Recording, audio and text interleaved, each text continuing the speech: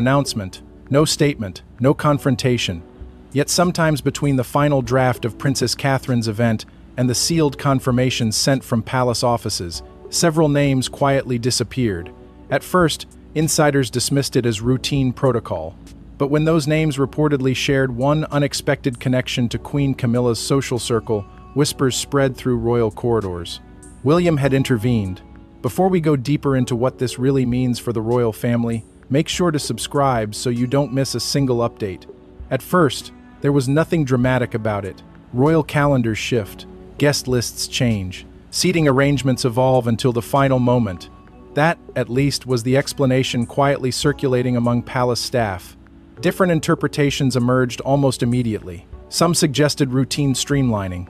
Others described ordinary logistical adjustments ahead of a high-profile appearance. But according to reports and commentary surrounding the IC event preparations, what unsettled observers was not that changes happened, it was how quietly they happened. Princess Catherine's appearance had already become one of the most anticipated royal moments in recent memory. Every detail surrounding it appeared unusually measured. Timing mattered, optics mattered, presence mattered. The event was reportedly being handled with exceptional care not because of ceremonial importance alone, but because public attention around Catherine had intensified. Palace administrative rhythms appeared unusually disciplined. Invitations had been reviewed, seating reconsidered, confirmations delayed, and then quietly finalized. And somewhere inside that process, according to interpretations circulating among royal commentators, a small but noticeable adjustment took place. Several names that had reportedly appeared in earlier drafts were no longer there. No explanation followed. People familiar with how royal engagements are typically coordinated began asking questions not publicly but privately. Why make changes so late? Why avoid clarification? Why allow speculation to grow if the reason was completely ordinary? What made the story gather momentum was the claim, never officially confirmed, that some of the removed attendees allegedly belonged to social circles broadly associated with Queen Camilla's long-established network of relationships and connections. That detail transformed a scheduling curiosity into something larger. Because inside royal narratives, guest lists are rarely interpreted as paperwork. They become symbols, symbols of access, symbols of trust, symbols of whose influence matters in a particular moment. And once that interpretation appeared, attention shifted almost immediately. Not toward Catherine, toward William. Reports framed his involvement carefully. No dramatic confrontation, no royal disagreement, no sudden declaration. Instead, commentators described something quieter and, in some ways, more consequential. Administrative oversight. Observers suggested that William had taken an unusually close interest in final event preparations and approvals. Not aggressively, not publicly, simply attentively. That distinction mattered, because quiet decisions inside institutions often create louder reactions than public statements. Various interpretations of palace culture describe influence not as something announced, but something exercised through details. Invitations approved, introductions avoided, timelines adjusted, access narrowed. Those decisions do not generate headlines at first, but they create conversations.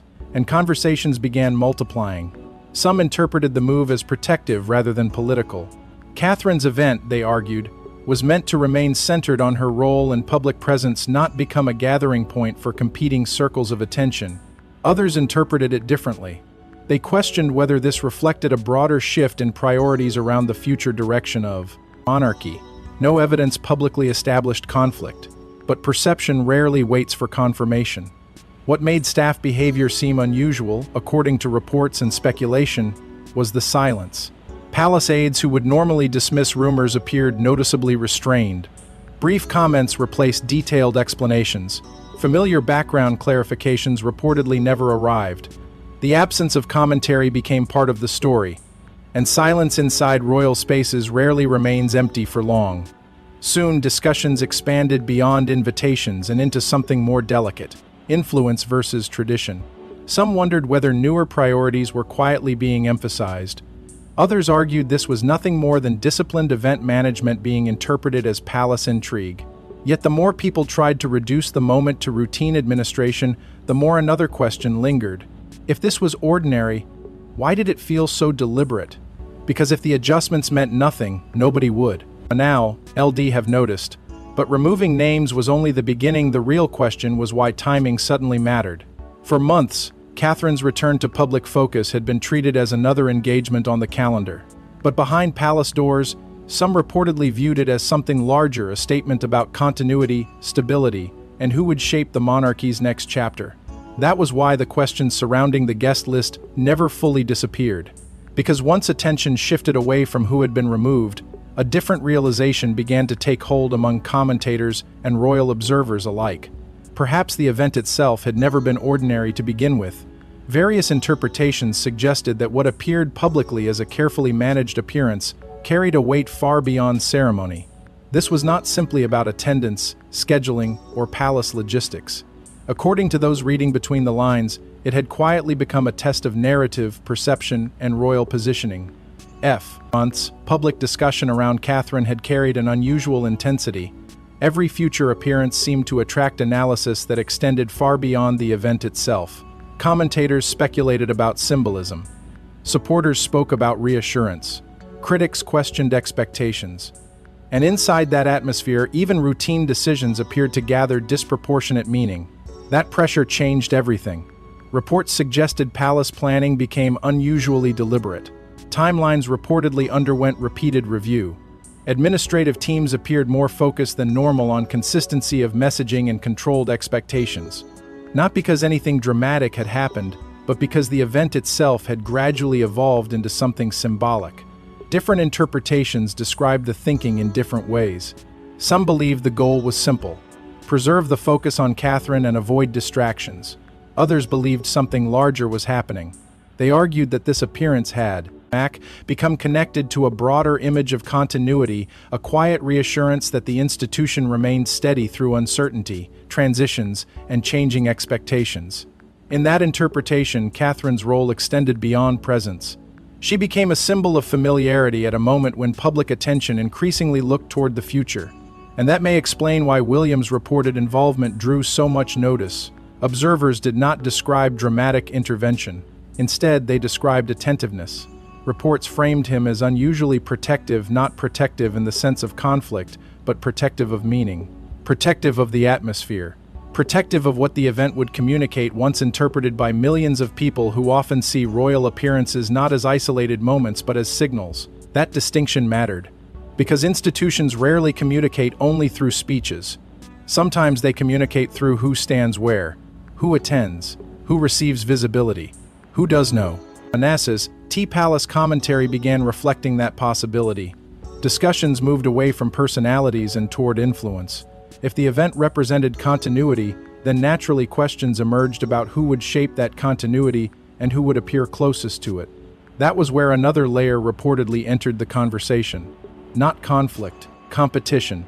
Not for titles, for proximity. Different interpretations of royal culture often describe influence as something difficult to measure but impossible to ignore. Networks form, relationships deepen, familiar circles emerge over time. None of this necessarily implies division, but it creates perceptions. And perceptions inside institutions can become stories long before they become realities. As preparations continued, observers claimed there appeared to be heightened awareness around optics. Every decision seemed to carry symbolic consequences, not because anyone publicly declared it so, but because people increasingly believed this event went with and be remembered as more than a calendar entry. Courtiers, according to reports and speculation, reportedly became intensely focused on messaging discipline. Language mattered, tone mattered, appearances mattered. The objective, according to different interpretations, was not spectacle, it was clarity. And clarity can sometimes create unintended tension. Because whenever one figure becomes the center of continuity, others inevitably begin asking where they stand in relation to it. That was the uncomfortable question quietly gathering momentum beneath the polished surface. Not who was excluded, not who approved the list, but who, in the years ahead, would still matter. If Catherine represented continuity, others feared losing relevance. Royal history has never been defined only by titles. It has often been shaped by who receives invitations, who gets access, and who quietly stops receiving both. That was the uncomfortable realization beginning to settle over royal commentary. Because When questions of relevance entered the conversation, the focus shifted again not toward public appearances, but toward something far more difficult to explain and far more powerful to control: access. For generations, royal life has operated through systems that rarely appear in official announcements. Formal roles matter, but proximity matters too. Invitations matter. Presence matters. Not because attendance itself changes history, but because people inevitably interpret who is welcomed, who is included, and who gradually becomes less visible. Entire narratives have been built not on declarations but on patterns. And according to various interpretations surrounding Catherine's event, that pattern was suddenly receiving more attention than anyone expected. Reports suggested that inside palace culture, there has always existed a complex network of relationships that extend beyond titles and public duties. Advisors become trusted. Long-standing social circles develop. Familiar names appear repeatedly around certain initiatives and disappear from others. None of this automatically signals division. Institutions naturally create internal ecosystems, but observers often search for meaning in those ecosystems, especially during moments viewed as symbolic. That was where speculation began evolving. Commentators increasingly argued that the discussion was never truly about individual guests. Instead, those names became stand-ins for something larger. Influence networks, not hostile camps, not competing courts, but different centers of gravity operating inside the same institution. And that distinction changed the tone entirely. Some interpretations framed Queen Camilla's broader social circle as an established presence built over years of public and private relationships, not an opposition, not a faction in conflict, simply one network among several. But once reports suggested names connected to that circle had quietly disappeared from attendance lists, observers started assigning a 9, meaning whether the palace intended it or not, because symbolism fills silence. Different voices interpreted the moment differently. Some insisted the adjustments reflected ordinary event management and nothing more. Others quietly asked whether boundaries were being drawn. Not publicly, not emotionally, structurally. William's reported role became central to those interpretations. Yet even here, commentary remained restrained. Reports did not describe confrontation. They described curation. Observers suggested that his involvement appeared less about excluding individuals and more about shaping environments. In that reading, the objective was not conflict, it was clarity. Clarity about focus. Clarity about messaging. Clarity about who the event was ultimately designed to elevate. That interpretation gained traction because it aligned with something royal institutions have historically valued: separation between ceremonial moments and surrounding noise. If Catherine's event was internal, managed, ended to represent continuity, then protecting that continuity became its own form of management. Still, management has consequences, because every effort to define priorities unintentionally reveals what sits outside those priorities. That is where palace watchers began noticing another subtle shift. The language changed. Conversations reportedly became less about invitations and more about influence. Less about attendance and more about access. Less about personalities and more about future positioning. And once those conversations begin, they rarely stay contained. People started asking careful questions. Who shapes appearances? Who guides messaging? Who gains visibility in moments that carry symbolic weight? Nobody publicly answered, but observers kept watching. Because sometimes institutions reveal themselves not through what changes, but through what quietly stops happening.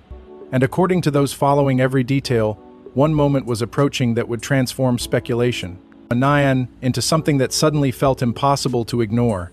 Then came the moment observers say changed the atmosphere entirely. There was no speech and no visible disagreement. Yet palace watchers claim the message became unmistakable. This event would unfold under William and Catherine's terms. By the time those interpretations began spreading, the conversation had already moved beyond guest lists and beyond speculation about influence. What observers increasingly focused on was something quieter and, in many ways, more powerful: process. Because institutions rarely reveal priorities through dramatic declarations. They reveal them through structure. Reports surrounding preparations suggested the final phase of coordination appeared unusually disciplined. Confirmations reportedly became tighter, timelines more controlled, attendance management more deliberate. To the outside world, those details seemed administrative. Inside royal interpretation, however, Administration often becomes symbolism, and symbolism is where the atmosphere began to shift. There were no claims of confrontation, no reports of raised voices or competing demands. In fact, that absence became part of the intrigue. The more ordinary everything appeared on the surface, the more observers questioned what was happening beneath it. Different interpretations described the approach as intentional narrowing, not exclusion, focus. Supporters of that reading argued the event was being treated almost like a protected space carefully coordinated to ensure its purpose remained intact. If Catherine's appearance carried symbolic importance, then every surrounding detail had to reinforce rather than compete with that message. That was where William's reported role became increasingly central. Commentators began describing his approach using words rarely associated with royal drama: order, restraint, consistency. According to various interpretations, his involvement appeared less connected to personalities and more connected to boundaries: who attends, who represents, who shapes the atmosphere, not because one circle matters more than another, but because moments designed to carry institutional meaning often become vulnerable to competing narratives. Observers claimed that the final coordination reflected that philosophy. No sudden removals, no public repositioning, just smaller decisions that, taken together, appeared to communicate something larger. Several commentators interpreted those choices through a familiar royal principle: the institution before personality. That phrase surfaced repeatedly in discussions not as official language, but as an explanation for what people believed they were witnessing. The idea that public moments are expected to serve a purpose greater than individual relationships. That appearances are curated not around preference, but around message. Whether that interpretation was accurate remained impossible to confirm. But perception was already doing its work. Report MIS suggested courtiers became increasingly attentive to consistency. Invitations, movement, introductions, expectations, everything reportedly appeared aligned around one objective: preserve the event's identity and prevent the story around it from becoming fragmented. Because fragmentation changes narratives, and narratives shape public memory. That was why some observers argued the adjustments felt significant despite appearing minor. Not because names disappeared, not because anyone lost influence overnight, but because the framework itself appeared unusually clear. This moment belongs here. This focus belongs there. This event means this. And once structure becomes visible, people naturally begin identifying where they stand inside it. That realization reportedly produced mixed interpretations. Some saw discipline. Others saw distance.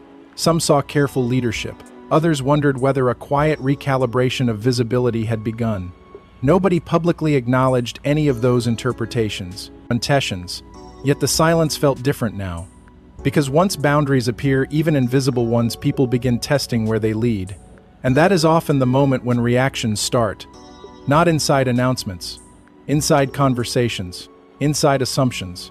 Inside circles that suddenly realize the room may not belong to them anymore. But every adjustment inside palace walls creates reactions elsewhere. The response, according to various interpretations, was not explosive, it was quieter than that. And in royal settings, silence often speaks louder than statements. If earlier sections of the story had been driven by questions, this part was driven by absence. There were no dramatic headlines from inside palace walls, no official correction, no visible disagreement. Yet according to observers and commentators following every subtle development, the atmosphere around the event seemed to shift in a way people struggled to define but immediately recognized. That was what made the reaction so different. Difficult to interpret. Because when expectations build around visible conflict and none appears, people begin searching elsewhere for meaning. Reports and commentary suggested that among palace circles, the response was less emotional than reflective. Not outrage, not confrontation. Something quieter, something closer to recalibration. Different interpretations emerged almost immediately. Some believed people simply adjusted to changing priorities. Others wondered whether certain assumptions about access and visibility had suddenly become less certain than before. And uncertainty inside institutions creates its own kind of noise. Observers noted that conversations reportedly became more cautious. Commentary shifted from asking who had been included to asking what inclusion itself now represented. The questions became broader. If the event had been intentionally focused, what did that imply moving forward? If boundaries had quietly appeared, would they remain temporary or become precedent? Mile Lie had answers. But people kept interpreting. That was where media attention intensified, not because of confirmed revelations, but because the absence of clarity invited endless analysis. Commentators debated symbolism. Some argued the public was witnessing nothing more than disciplined event management being transformed into palace mythology. Others suggested moments like this are rarely important because of what they officially mean, but because of what people believe they reveal. And that belief started spreading. Public fascination grew in ways that surprised even long-time observers. Conversations expanded beyond royal watchers and into broader discussions about transition, visibility, and the changing language of public roles. Suddenly, details that might once have gone unnoticed became subjects of speculation. Not because people wanted conflict, but because people instinctively search for meaning during moments of restraint. Different circles interpreted the same development. Asan emerged in completely different ways. Supporters of William and Catherine saw careful leadership. They viewed the entire sequence as measured and disciplined, a refusal to allow distraction to reshape an important public moment. Others interpreted the same decisions through a more complicated lens. They questioned whether emphasis on structure inevitably changes relationships around it. Not negatively, not dramatically, but gradually. That contrast became impossible to ignore. One side saw protection, another saw repositioning, one side saw continuity. Another wondered whether continuity always requires someone else becoming less central. Again, none of these interpretations existed as confirmed realities. But royal narratives rarely depend entirely on facts. They depend on perception, and perception was beginning to move faster than explanation. Reports suggested that palace insiders themselves appeared careful not to overreact. That detail only deepened public curiosity, because restraint signals confidence, but sometimes it signals observation, waiting, measuring, understanding where attention settles before responding. That possibility created a new layer of intrigue. What if the silence was intentional? What if the event had achieved exactly what it intended? Not headlines, not confrontation, but a subtle shift in focus that people would recognize without anyone needing to explain it. And once that thought entered the conversation, another question quietly followed behind it. What if this had never been about guests at all? Because sometimes the most important decisions are not designed to remove people. They are designed to reveal priorities. And priorities, once revealed, tend to change more than appearances. Yet behind appearances, a larger calculation may have been unfolding. Some believed this was about protocol. Others argued it was about protecting Catherine's return from becoming overshadowed. By this point, the conversation had become less about what happened, and more about what people believed the moment was designed to accomplish. That shift mattered. Because once public attention stops asking whether something occurred and starts asking why it mattered, the story changes entirely. And according to many interpretations surrounding the event, that change had already happened. The speculation no longer centered on guest coordination or palace logistics. Instead, attention turned toward positioning. Not positioning in the political sense, positioning in the symbolic sense. Who becomes the focus of a moment? What message survives after headlines disappear? What people remember long after attendance lists stop mattering? That was where opinions quietly divided. Some observers insisted the explanation remained simple. Careful protocol, disciplined planning, ordinary palace management. In their view, every adjustment had one purpose: to ensure the event unfolded smoothly and reflected the seriousness attached to Catherine's return. Others balked at the same sequence and reached a different conclusion. They argued this was not merely about execution. It was about protection. Reports and commentary increasingly framed William's role through that lens, not as someone limiting participation, but as someone guarding emphasis. According to those interpretations, protecting Catherine's return meant protecting the meaning attached to it, because meaning can disappear surprisingly quickly. One unexpected narrative, one competing storyline, one shift in public attention, and suddenly an event designed to communicate stability becomes remembered for something entirely different. That possibility, according to observers, may explain the unusual discipline surrounding preparations. Every detail appeared to point toward concentration. Not larger, narrower, not louder, clearer.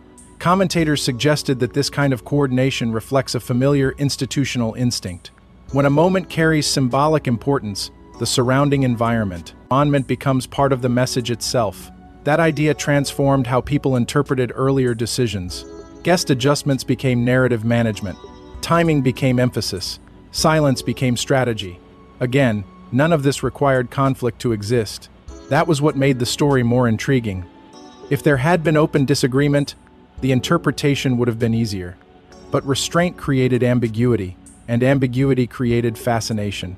Reports suggested palace teams appeared unusually aware of where public attention might drift.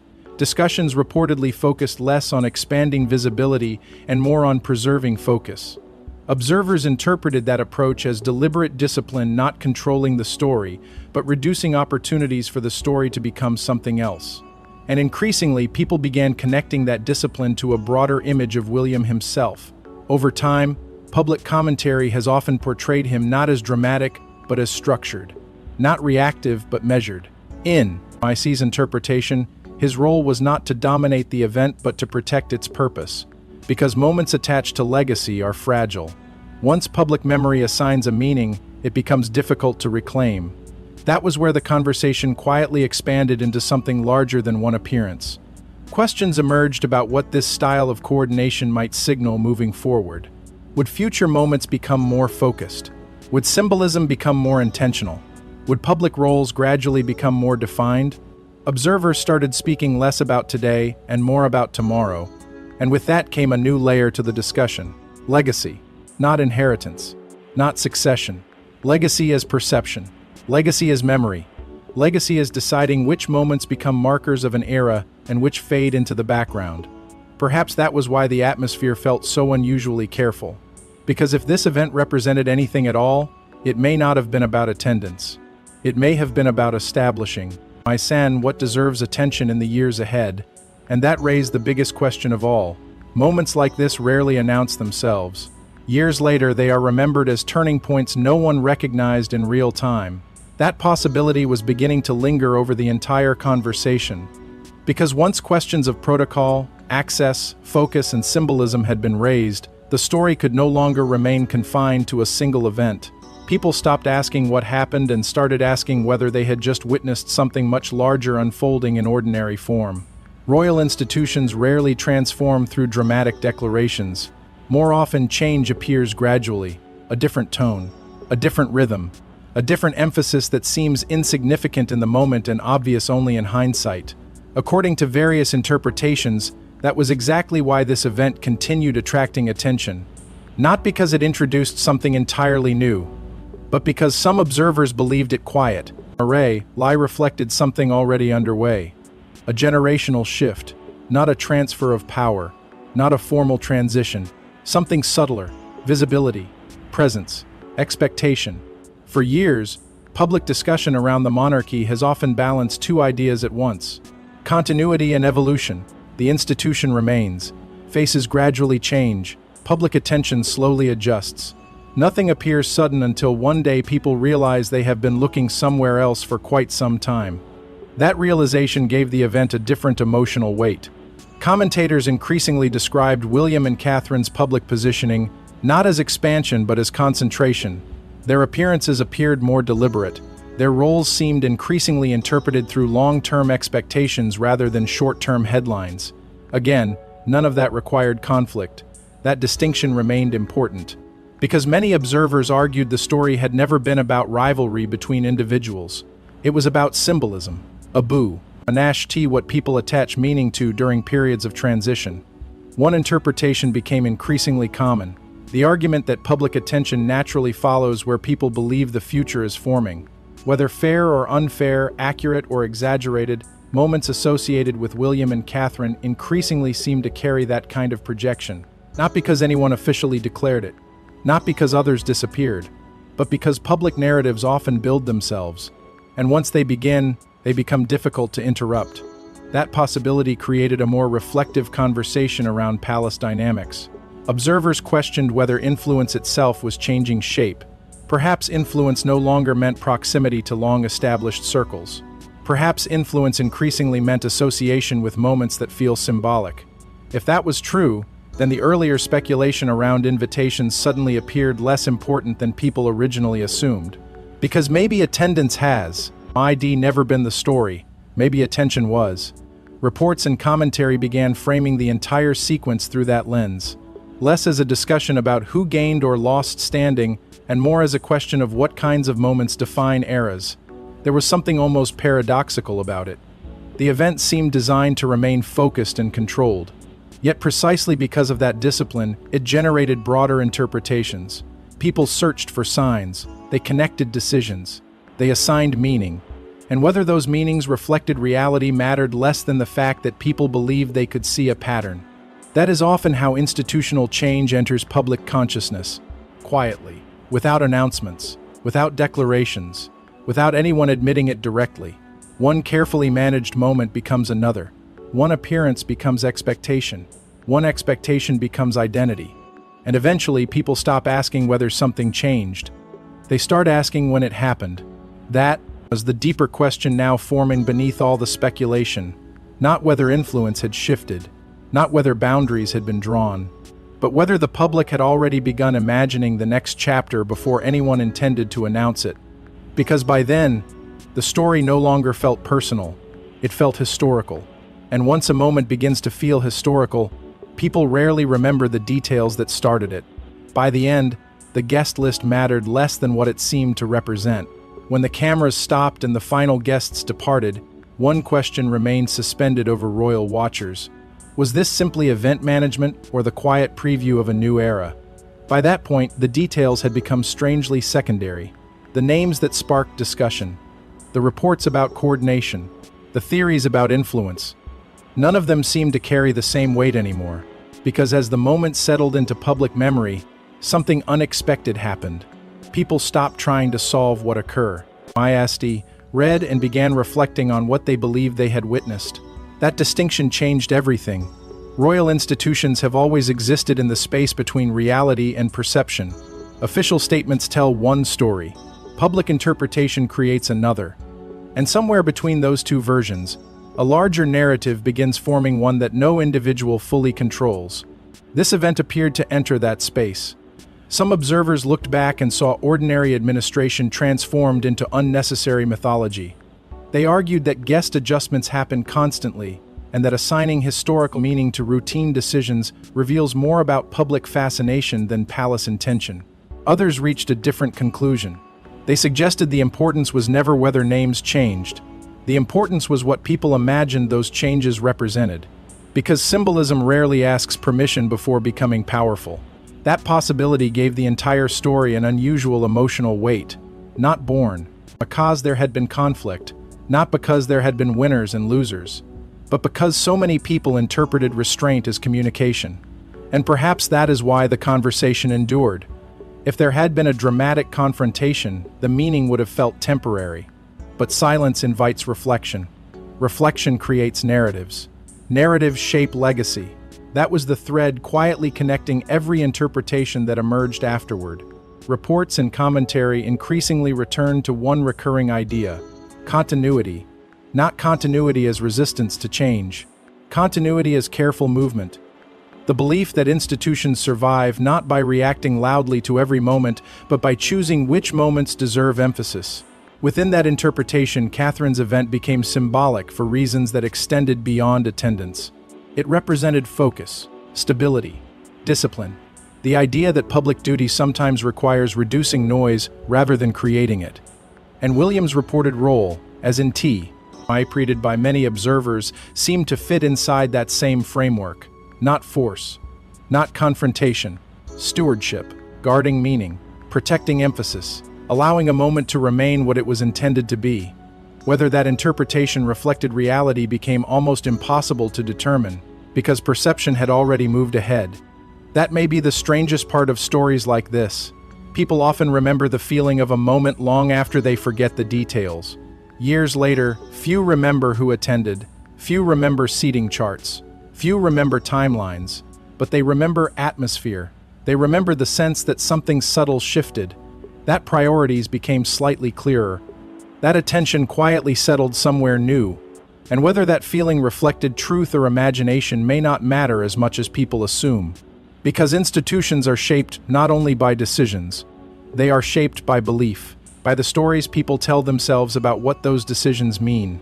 Perhaps that W is always the deeper reason this conversation lasted, not because of exclusion, not because of rivalry, but because moments that appear small often become containers for larger questions.